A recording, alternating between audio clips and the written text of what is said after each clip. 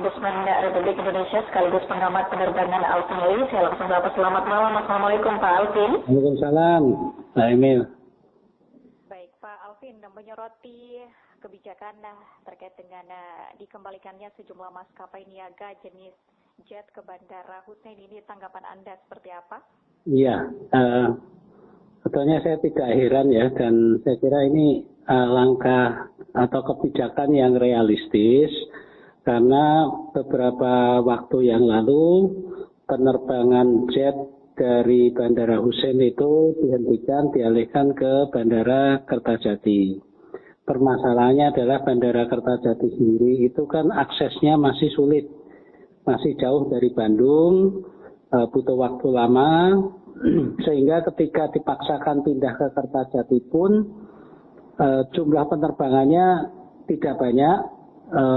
Hidup segan mati tak mau, penerbangan kalaupun ada penerbangan penumpangnya juga sangat sedikit, sehingga penumpang yang dari Bandung itu bukannya beralih ke Kertajati tapi justru beralih ke Jakarta.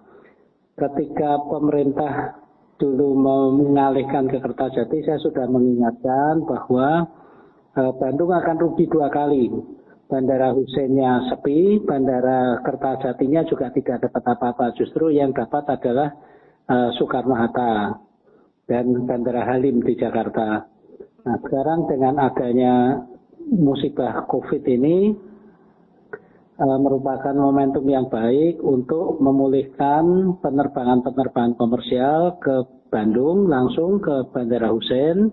Sementara pemerintah biar membenahi dulu Bandara Internasional Jawa Barat di Kertajati. Nanti kalau memang infrastrukturnya sudah baik, jalan tol sudah baik, nanti dipikirkan lagi bagaimana juga menghidupi. Sebab saya yakin bahwa untuk menghidupi Kertajati tidak harus membunuh Bandara Hussein. Demikian. Oke.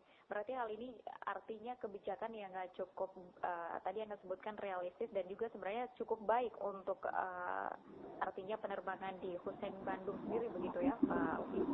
Benar.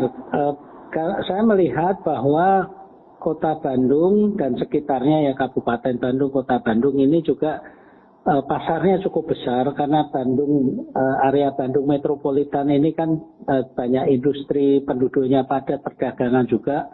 Pasarnya ini ada di Bandung dan Bandung ada Bandara Hussein.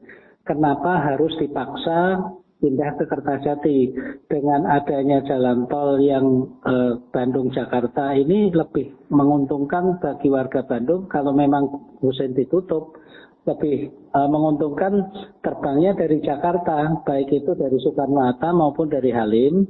Karena pilihan penerbangannya lebih banyak, rutenya lebih banyak, jadwalnya lebih banyak daripada Kertajati kan. Demikian pula misalnya kalau datang lebih awal, itu fasilitas di Jakarta juga jauh lebih baik. Mau makan dulu, kalau perlu menginap hotel juga sudah ada, perlu belanja dan sebagainya itu sudah ada. Sedangkan BIJP di Kertajati itu belum ada apa-apanya. Di sana ya kalau misalnya pesawatnya delay atau batal terbang ya sudah di tengah-tengah ketidak ada apa-apanya itu di sana. Jadi kurang daya tarik untuk pindah ke Kertajati.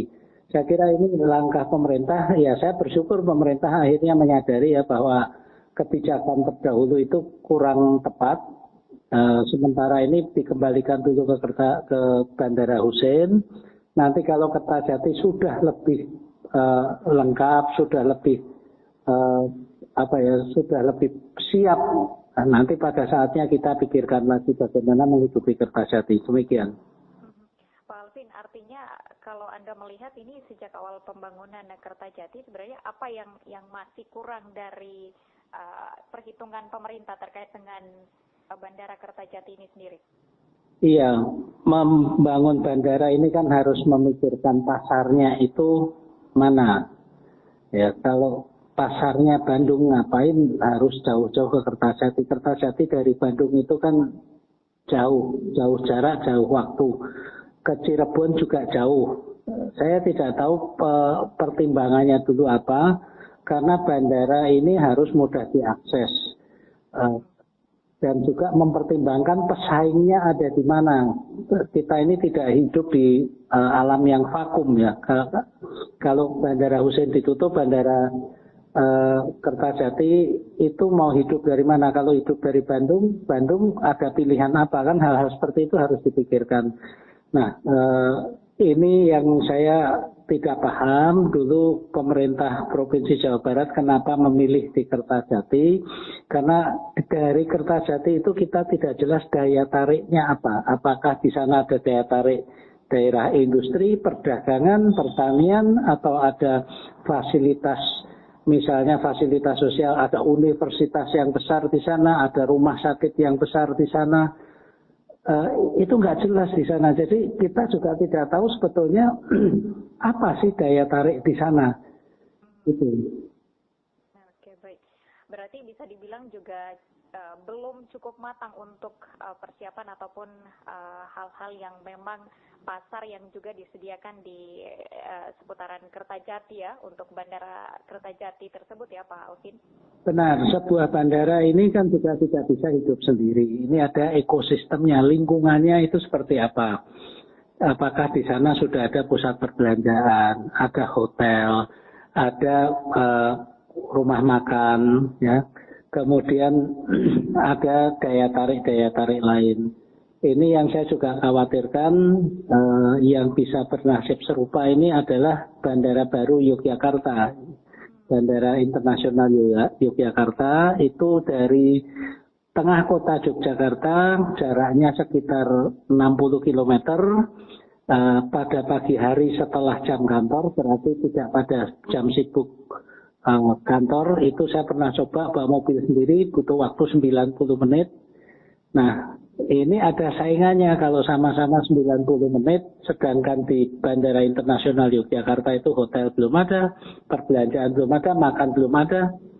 Warga Jogja itu lebih nyaman pergi ke Solo daripada ke YIA. Nah, ini bisa bernasib serupa. Oke. Baik, Pak Alvin, ini awal ataupun rencananya juga Bandara Kertajati ini kan akan dijadikan sebagai embarkasi haji begitu. Kalau pandangan Anda, apakah ini sebenarnya sudah tepat dari pemerintah Jawa Barat sendiri atau seperti apa Pak Alvin? Ya, untuk embarkasi haji itu ada dua aspek yang harus diperhatikan. Aspek domestik dalam negeri sendiri dan aspek internasional. Aspek internasional yaitu dengan negara Arab Saudi, karena Arab Saudi yang akan memberikan izin kan.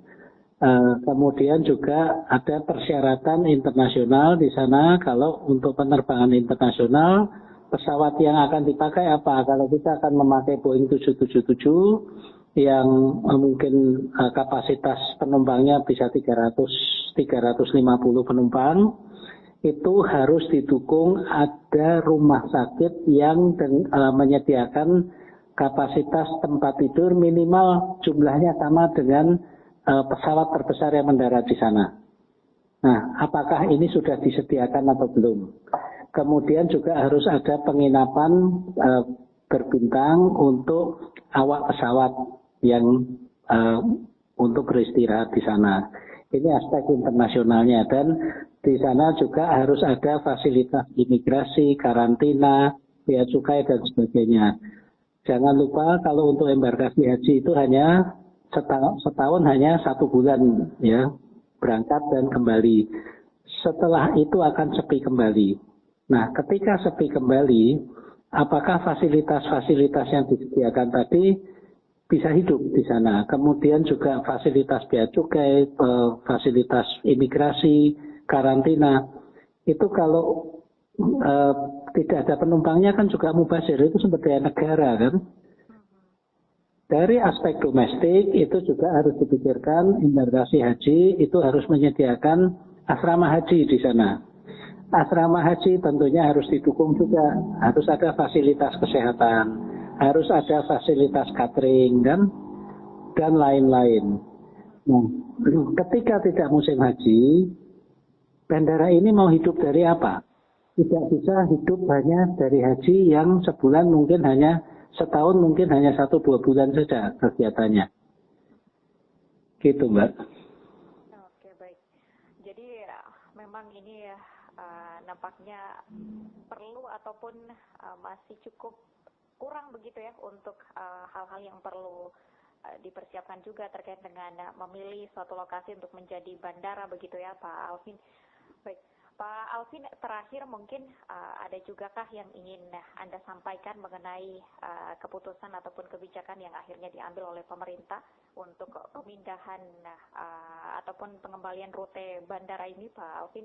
Ya, yang jelas saya bersyukur pemerintah memulihkan aktivitas di Bandara Hussein dan ini merupakan kabar baik tentunya bagi warga Bandung ya. Nah, walaupun demikian, saya juga mengingatkan bahwa karena Bandara Hussein ini kan landasan pacunya pendek, sehingga pesawat itu tidak mungkin diisi muat 100%. Nah, untuk itu warga Bandung juga kami harap memaklumi apabila ketika beli tiket katanya pesawatnya penuh kan, tapi ketika masuk pesawat loh kok masih banyak yang kosong. Itu bukan airline-nya main-main, tapi itu maskapai penerbangannya memang menghitung kapasitas maksimal, daya angkut maksimal yang bisa digunakan untuk take off dari landasan pacu di Hussein. Jadi itu pesan saya, jangan sampai nanti di belakang hari ada ribut-ribut lagi, dikiranya ada permainan. Ini semata-mata teknis dan demi keselamatan penerbangan. Itu saja, terima kasih. Terima kasih anggota Ombudsman Republik Indonesia sekaligus pengamat penerbangan Pak Alvin Lee yang juga sudah bergabung di PRFM pada malam hari ini. Selamat kembali beristirahat Pak Alvin. Terima kasih, selamat malam.